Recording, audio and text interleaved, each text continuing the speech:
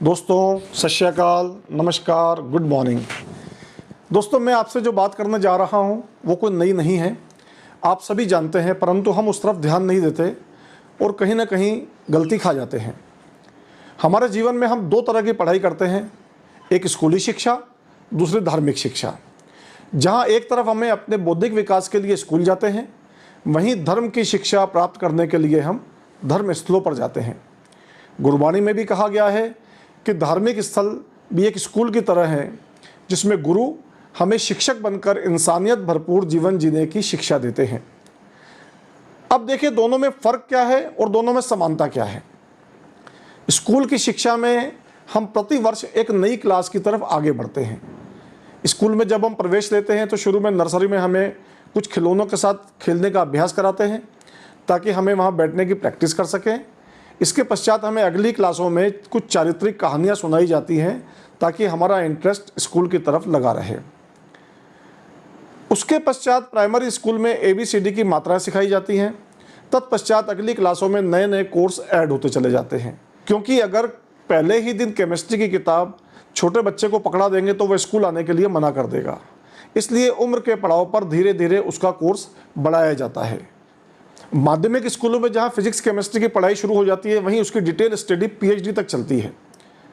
पहले दिन से बच्चों को PhD भी नहीं पढ़ा सकते, परंतु ना ही PhD में ABCD सिखाई जा सकती है। चलो इस बात को बहुत आसानी से समझते हैं कि मान लो मैं 8वीं क्लास में पढ़ रहा हूँ और मेरा टीचर मुझे ABCD सिखा रहा है, तो निश्चित तौर पर मेरे माता पिता उस टीचर से आके लड़ लेंगे कि सर हमारा बच्चा 8 साल से आपके स्कूल में पढ़ रहा है और आज भी आप इसको ABCD सिखा रहे हैं, अगली शिक्षा कब दोगे?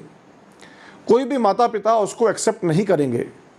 धर्म के स्कूलों में भी जब हम एडमिशन लेते हैं तो इसी प्रकार से शुरू में धर्म की गूढ़ बातें नहीं बताई जाती, बल्कि शुरू में कुछ चारित्रिक कहानियाँ, इतिहास, और इतिहास को भी बड़ा चढ़ाकर जब उसमें काल्पनिक चमत्कार से भरपूर कहानियाँ सुनाई जाती है, जिसे मिथिहास कहते हैं और जिसे सुनने में बड़ा आनंद आता है।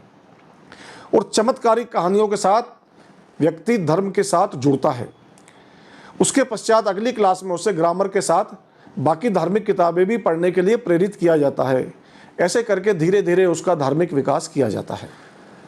स्कूल में जब हम किसी क्लास को पास करके अगली क्लास में जाते हैं तो नया टीचर मिलता है, नया कोर्स मिलता है, तो कई बार ऐसा लगता है कि यार बेशक पिछली क्लास में पास तो हो गया, परंतु अगर वही बैठता, वही कोर्स बार बार करने को मिलता तो कितना मज़ा रहता है।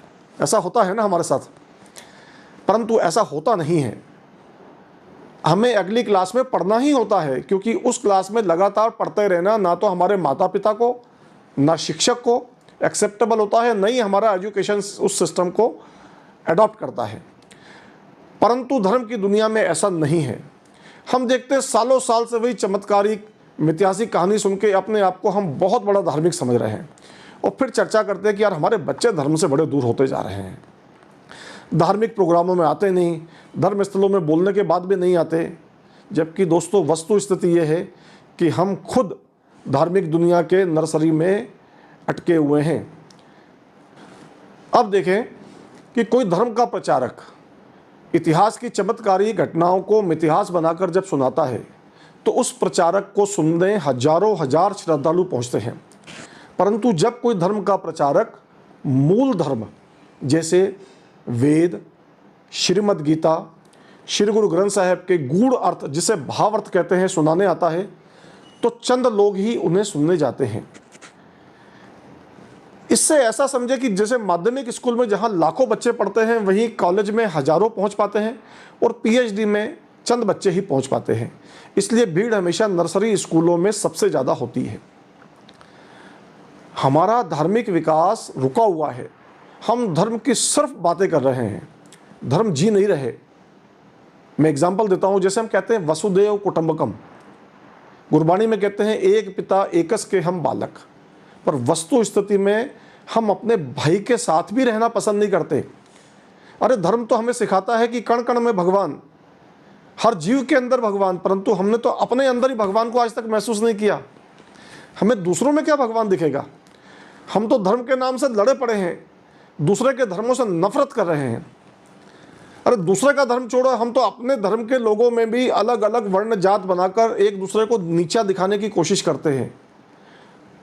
बस दुख की बात तो ये कि हम धर्म के नाम पर प्यार की जगह उल्टा नफरत कर रहे हैं। दोस्तों, धर्म के क्षेत्र में एक ही कक्षा में रुके हुए लोग कुछ इस प्रकार के होते हैं जैसे ठहरा हुआ पानी जिसमें कुछ समय पश्चात बदबू आने लगती है। ऐसे ही इस तरह के धार्मिक लोग बहुत गुस्से वाले हो जाते हैं और धर्म की दुनिया में दूसरों को नीचा दिखाने का प्रयास करते हैं। धर्म की दुनिया में हम कैसे एक क्लास में अटक जाते हैं, मैं अपने जीवन का अनुभव सुनाता हूँ। बचपन में मेरे दादाजी ने एक नियम बनाया कि रोज़ शाम को 1 घंटा मुझे सिख इतिहास के बारे में किताबें पढ़ के सुनाओ। हम सब भाई बहन नियमित रूप से हर शाम 1 घंटा कई सालों तक इतिहास की वो कहानियाँ जो बड़ा चढ़ाकर चमत्कारिक रूप से लिखी गई हैं उसे पढ़ते थे। इस तरीके से सिख इतिहास तो कई बार हमने पढ़ा और बड़ा मज़ा आता था और बुजुर्ग भी कहानियाँ सुनने में ही विश्वास रखते थे। इस तरह समझो कि मैं कई साल तक एक ही कक्षा में पढ़ता रहा। परंतु साथ ही साथ गुरबाणी में से जपजी साहब का पाठ जो 12 से 15 मिनट में हो जाता है वो सुबह नहाते वक्त जरूर करता था। कुछ सालों पश्चात गुरुद्वारा मैनेजमेंट कमेटी में आने के बाद जब भी बाहर से कोई प्रचारक आते थे तो वो पूछ लेते थे, भाई अमृतपान किया है कि नहीं किया। तो लगता था यार अमृतपान करना है क्या, क्योंकि रोज़ 1 से 1.5 घंटे का पाठ नित्य करना पड़ेगा।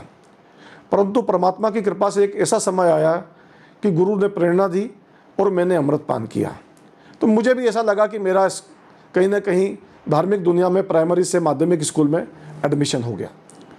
अब अमृतपान करने के पश्चात जो उसकी विधियां हैं कि 5 बाणियों का पाठ जो सुबह लगभग 1 घंटा और शाम को लगभग 20 मिनट करने की हिदायत है और वो रोज़ करने की प्रैक्टिस भी हो गई। और मैं बगैर ये पाठ करे, पूजा पाठ करे बगैर चाय भी नहीं पीता था और यह रूटीन मेरा लगभग 15 साल चलता रहा। या यूँ कहो कि 15 साल तक एक ही क्लास में बैठ के उसी साल की एग्ज़ाम देता रहा और गाहे बगाहे लोगों को बताता था कि मैं इतनी पूजा पाठ करता हूँ। और ख़ास तौर पर गुरुद्वारे में जब मैं बैठकर पाठ करता था और मुँह ज़बानी गायन करके जाप साहब का पाठ बहुत कठिन है, परंतु मैं गायन करके जब गुरुद्वारे में मुँह ज़बानी करता था तो लोग मेरी बड़ी तारीफ़ करते थे। उससे भी मेरा ईगो लेवल कहीं ना कहीं बढ़ता जा रहा था। इन्हीं दिनों में इंदौर में सिख धर्म के महान प्रचारक वीर भूपेंद्र सिंह जी यूएसए से आए थे। गुरुद्वारा मैनेजमेंट कमेटी में मेंबर होने के नाते उन्हें मुझे घर ठहराने का मौका मिला तो 4-5 दिन उनके साथ सत्संग चला। तो बात में मेरी माता जी ने भी उनसे कहा कि यार ये बहुत पूजा पाठ करता है। तो उन्होंने बहुत प्यार से पूछा कि कभी श्री गुरु ग्रंथ साहब का सहज पाठ भी करा है कि नहीं करा। बड़ा जोर से झटका लगा कि यार इतना पूजा पाठ करने के बाद भी ये क्वेश्चन। फिर उन्होंने बहुत प्यार से समझाया कि नित्य नेम का पाठ करना एक पड़ाव है, मंजिल नहीं है। गुरु साहब ने पूरा गुरु ग्रंथ साहब हमारे लिए लिखा है जिसे हमें पढ़ना है, समझना है और उसके अनुसार अपना जीवन व्यतीत करना है। यह तो एक समुंदर है जिसमें आपको ज्ञान रूपी हीरे जवाहरात मिलेंगे। अभी तक स्विमिंग पूल में खूब तैर लिए, अब समुद्र में गोता मारने का समय है। आप गुरु ग्रंथ साहब का सहज पाठ करो। तो मैंने उनसे कहा कि भाई व्यापार में इतना समय नहीं मिल पाता। तो उन्होंने कहा जो समय अभी देते हो उसे ही सहज पाठ करने में दो। मैंने उनके कहने के अनुसार उस समय को से सहज पाठ को समय देना शुरू किया। हालांकि कुछ लोग इस पाठ को अखंड पाठ के रूप में 48 घंटे में कर लेते हैं, परंतु मैंने कोशिश करके नोट्स बनाकर उसके अर्थ समझने की कोशिश करते हुए इस पाठ को करने में लगभग 2 साल का समय लगाया। और पूरा गुरु ग्रंथ साहब का पाठ करने के बाद मुझे यह समझ में आया कि गुरबाणी में सब अंदर की बातें हैं। और यह भी लगा कि पिछले 15 साल से मैं एक ही जगह पर अटका पड़ा था और मेरा अहंकार भी बढ़ रहा था। परंतु गुरु ग्रंथ साहब का पाठ करने के बाद धर्म का एक नया एंगल समझ में आया कि कई शब्दों के अर्थ जो प्रचारक हमें अभी तक समझाते आ रहे थे, जब उसके स्वयं व्याकरण एवं भावार्थ समझ के समझे तो कुछ और ही निकले, जिन्हें मैं कोशिश करके अगली वीडियोज़ में प्रचलित शब्दों के भावार्थ के साथ आपके सामने रखने की कोशिश करूँगा। परंतु पढ़ने के बाद मेरे पास कहने के लिए शब्द नहीं है सिवाय इसके कि अद्भुत। इसलिए गुरबाणी में वह गुरु बोला गया है जब किसी की तारीफ़ करने के शब्द खत्म हो जाएं तो वह शब्द उपयोग में किया जाता है, जिसके मायने हैं कि हम इस चीज़ को बयान नहीं कर सकते। इसके पश्चात दोस्तों मेरे एक बड़े पुराने मित्र हैं जो लोगों के लिए तो राजनीतिक है परंतु मैं उन्हें संत मानता हूँ। वह है कैलाश जी विजयवर्गीय। हम लोगों की जब भी आपस में चर्चा होती तो कुछ समय हमारी चर्चा अध्यात्म के ऊपर जरूर होती है। उन्होंने मुझे कहा कि तुम एक बार गीता भी पढ़ो। तो मैंने श्रीमद् गीता जिसके 18 अध्याय हैं, जो मुझे पढ़ने में तो एक दिन में पढ़ी जा सकती है, परंतु लगभग 2 से 3 महीने में उसे पढ़ा और उसके कई टीके पढ़े। वहाँ भी अद्भुत अर्थ समझ में आया कि यार सब बातें तो अंदर की हैं। अब मेरी इच्छा है कि वेदों को भी एक बार टीकों के साथ जरूर पढूं। दोस्तों, विगत कई सालों से ऐसा लगा कि शायद धार्मिक क्षेत्र के कॉलेज में पहुँच गया हूँ, परंतु यह भी मेरा अहंकार था, जो एक जगह रुकने पर आ ही जाता है और धार्मिक लोगों में तो ज़्यादा ही होता है।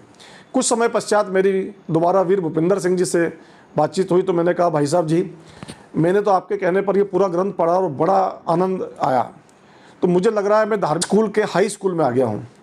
आप तो बहुत ज्ञानी हैं और पूरा गुरु ग्रंथ साहब का एक एक शब्द आपको बहुत गहन अध्ययन है। आप अपने आप को धर्म की दुनिया के किस कक्षा में पाते हैं? तो उन्होंने प्यार से हंसते हुए मुझे कहा कि भाई कौन सी क्लास की बात कर रहे हो, मैं तो अभी धर्म के स्कूल में एडमिशन लेने की कोशिश कर रहा हूँ। दोस्तों, मेरे अहम को बहुत ज़ोर से झटका लगा। उन्होंने बहुत प्यार से समझाया कि ज्ञान का कोई अंत नहीं है, आप जितना लोगे उतना आपका ज्ञान बढ़ेगा और इसमें रुकना नहीं है। और साथ ही कहा कि खुद से पढ़ो, क्योंकि भीड़ में आपको कोई संत ब्रह्म ज्ञानी नहीं मिलेगा, आपको स्वयं ही आगे बढ़ना होगा। जैसा कि सौरमंडल में हर दिन वैज्ञानिक एक नए नए ग्रह की खोज करते हैं, ऐसे ही परमात्मा का कोई अंत नहीं पा सकता। इस टॉपिक को क्लोज करने के पहले एक बात आपसे ज़रूर शेयर करना चाहूँगा कि दुनिया में धर्म एक ही है, या यूँ कहें कि सबसे सर्वोत्तम धर्म एक ही है, वह है इंसानियत का। और दुनिया में जितने भी महापुरुष युग पुरुष आए, उन्होंने जो रास्ते दिखाए उस पर चलकर हमें अच्छा इंसान बनना है। यही धर्म का उद्देश्य है। जय हिंद, नमस्कार, सत श्री अकाल।